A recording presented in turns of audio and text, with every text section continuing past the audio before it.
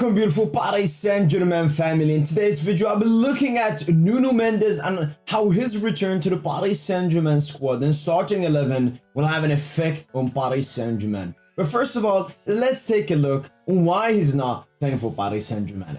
And obviously he got injured in the Benfica game on the 11th of October in the Champions League with a hamstring injury. He was out until the World Cup, and when he returned to the World Cup, he only played around 30 minutes versus Uruguay before he suffered another hamstring injury and was out for maybe 2 to 3 months. And then the hamstring injury came back again. And yeah, he's just been having the same injury coming back and back and back. And I believe that's the reason it's taken so long for Paris Saint-Germain to give Nuno Mendes the green light to return to the squad, because the reports back that up as well. The medical staff would not give the green light to the sports department without Nuno Mendes being fully recovered last season. The Portuguese played some games with pain, which ultimately accounted for 4 muscle injuries he suffered.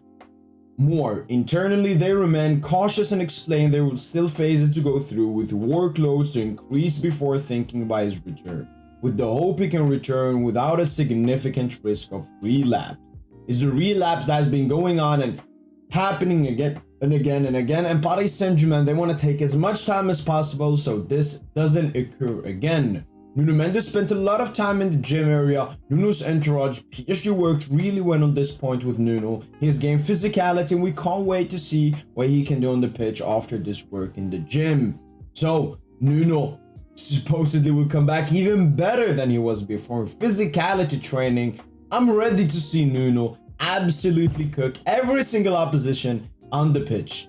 Nuno Mendes needs to make a full recovery before making his return. The club is very cautious with him, wanting to avoid any risk of a relapse after a complicated season last year in terms of injuries. So Nuno Mendes will resume training as soon as possible. I mean, he recently got an infection, that's why it's taken longer time than it should have. But Nuno Mendes should be running back in training in hopefully 1.5 weeks time, and maybe train with the team for 1.5 weeks again, and then we'll make a return to Paris Saint-Germain. So pretty much after the Newcastle away game, I think Nuno Mendes should be available. After the international break, he should definitely 100% be fit and to play for Paris Saint-Germain. How will this affect the Paris Saint-Germain lineup? Let's take a look.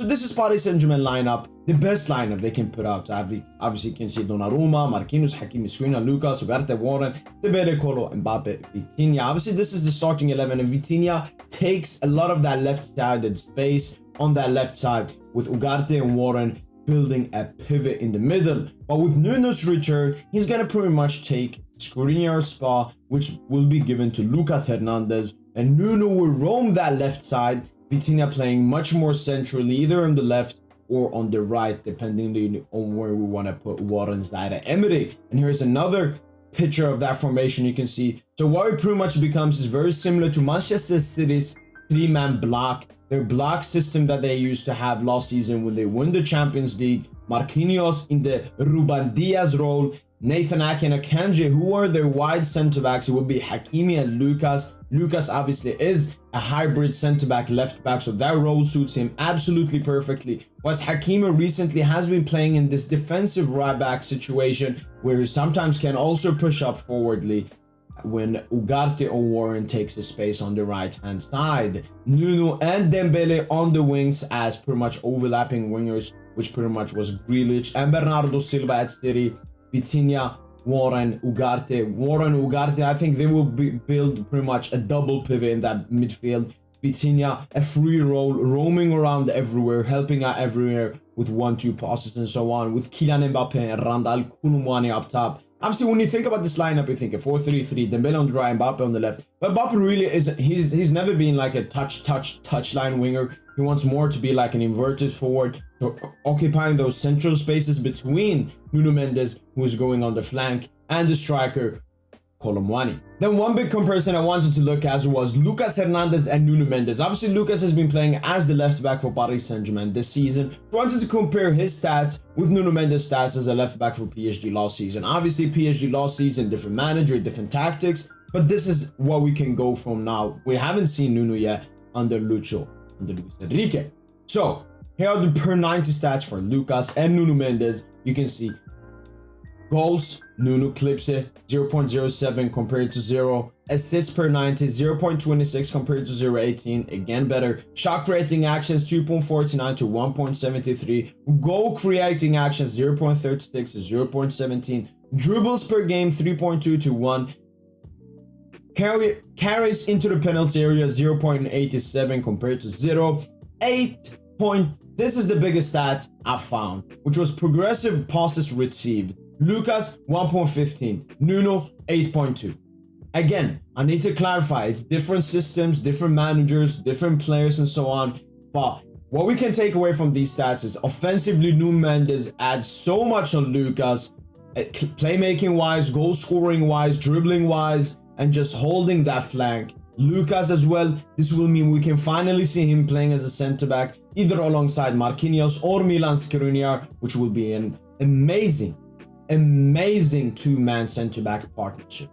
Another big thing for Nuno is this will help Kylian Mbappe a lot. We've seen this season, Vitinha obviously on that left side, sometimes even Lucas. They have a great link-up with Mbappe, but no one has a better link-up with Mbappe on that left-hand side than Nuno Mendes. I mean, their performance together versus Bayern München and also Marseille when we beat them 3-0 was absolutely astonishing. And that duo, I can't wait to see it again. Another important thing is we've had Dembele as that wide right-sided player, but we haven't really had someone on the left. Obviously, Vitinha has compensated on that left side. Now that Nuno comes back, we'll have threat from both sides, with Dembele averaging 3.2 dribbles this season and Nuno Mendes also averaging 3.2 dribbles this season. It will be deadly for Paris Saint-Germain on both sides and flanks. Obviously, one big thing from last season was that Paris Saint-Germain obviously attacked from the left side more than the right side. Here are the stats from this season. As you can see, it's much more balanced than it used to be. But as you can see, in every single PSG game, we've attacked more from the right side than the left side, apart from the Toulouse game. But with Nuno Mendes returning, Paris Saint-Germain will become even more unpredictable for the opponents, with us being able to go down the right-hand side and the left-hand side. Well, that's been it.